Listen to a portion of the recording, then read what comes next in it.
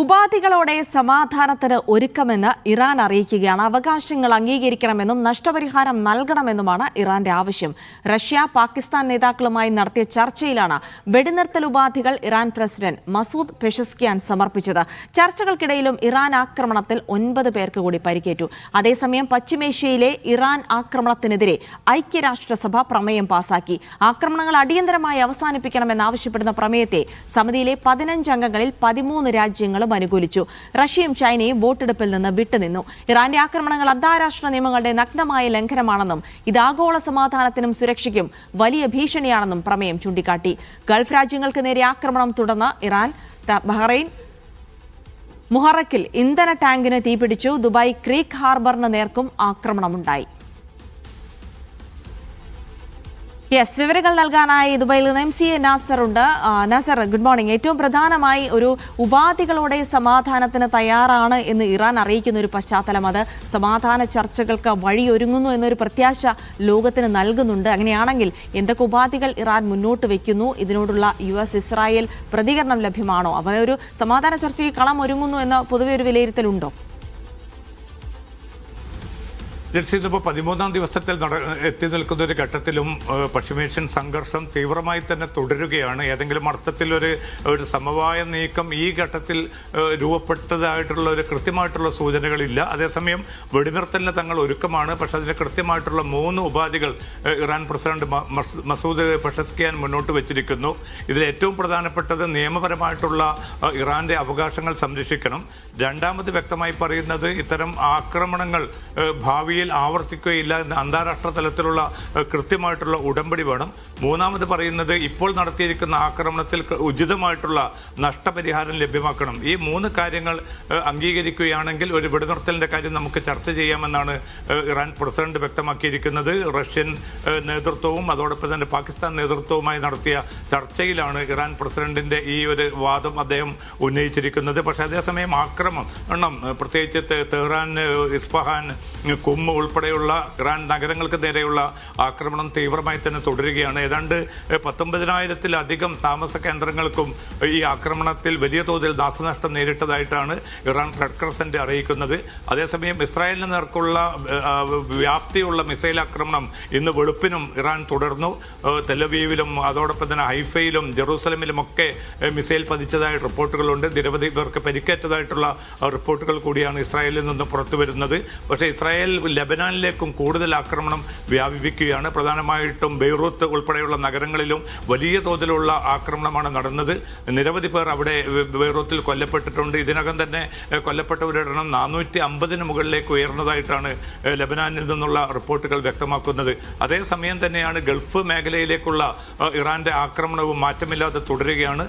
ഇന്നലെ ഷെയ്ബ എണ്ണപ്പാടങ്ങൾക്ക് നേരെ വ്യാപകമായിട്ടുള്ള ഡ്രോൺ അതോടൊപ്പം തന്നെ മിസൈൽ ആക്രമണം നടന്നു സൗദി അറേബ്യയിൽ. അത് എല്ലാം പ്രതിരോധിക്കാൻ തങ്ങൾക്ക് സാധിച്ചു എന്നാണ് സൗദി പ്രതിരോധ മന്ത്രാലയം അറിയിക്കുന്നത്.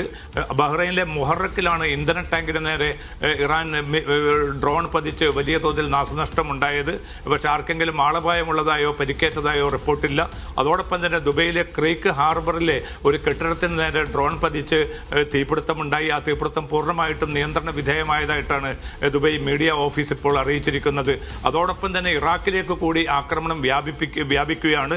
2 കപ്പലുകൾക്ക് ഇറാഖിലെ തുറമുഖത്ത് ആക്രമണം നേരിട്ടു. തീപിടുത്തമുണ്ടായതായിട്ടുള്ള റിപ്പോർട്ടുകളുണ്ട്. ഇന്നലെ മാത്രം 5 കപ്പലുകൾക്ക് നേരെയാണ്, ചരക്ക് കപ്പലുകൾക്ക് നേരെയാണ് ആക്രമണം ഉണ്ടായത്. ഈ ഒരു ഘട്ടത്തിലും ഹോർമുസിൽ തങ്ങളുടെ നിയന്ത്രണം വൈകാതെ തന്നെ ശക്തമായി മുന്നോട്ട് കൊണ്ടുപോകാൻ സാധിക്കുമെന്ന പ്രതീക്ഷയാണ് ട്രംപ് പ്രതികരണത്തിലൂടെ അറിയിച്ചിരിക്കുന്നത്.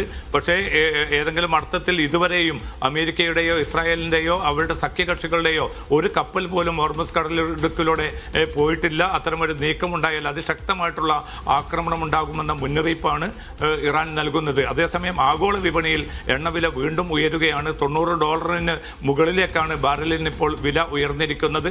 ഈ പ്രതിസന്ധി മറികടക്കാൻ പെട്ടെന്ന് തന്നെ യുദ്ധം അവസാനിക്കുമെന്ന് മിനിയാന്ന് തന്നെ ട്രംപ് വ്യക്തമാക്കിയിരുന്നു.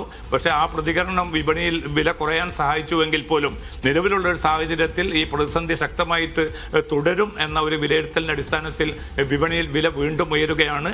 ഇന്ത്യ ഉൾപ്പെടെയുള്ള ഇറക്കുമതി രാജ്യങ്ങളെ ഇത് വളരെ പ്രതികൂലമായിട്ട് ബാധിക്കുന്ന അവസ്ഥയിലേക്കാണ് കാര്യങ്ങൾ വീണ്ടും മാറിക്കൊണ്ടിരിക്കുന്നത്. ജിൽസി. അതായത് നാസർ, ഈ ഹോർമസ് കടലിടുക്ക് കേന്ദ്രീകരിച്ചുകൊണ്ട് തന്നെ വലിയ തരത്തിലുള്ള സംഘർഷങ്ങൾ നടക്കുന്നു. അതിന്റെ നിയന്ത്രണം പിടിക്കാനുള്ള US ശ്രമം, അതിനെയൊക്കെ ഏത് രീതിയിലാണ് കാര്യങ്ങൾ മുന്നോട്ട് കൊണ്ടുപോകുന്നത്? വലിയ തരത്തിലുള്ള ഒരു സംഘർഷം ഈ പ്രദേശത്ത് നിലനിൽക്കുന്നുണ്ട്. ഏതെങ്കിലും തരത്തിൽ US ഇവിടെ മേൽക്കൈ നേടാൻ കഴിയുന്നുണ്ടോ? എന്താണ് ഇറാന്റെ ഇതുമായി ബന്ധപ്പെട്ട ഒരു നിലപാട്?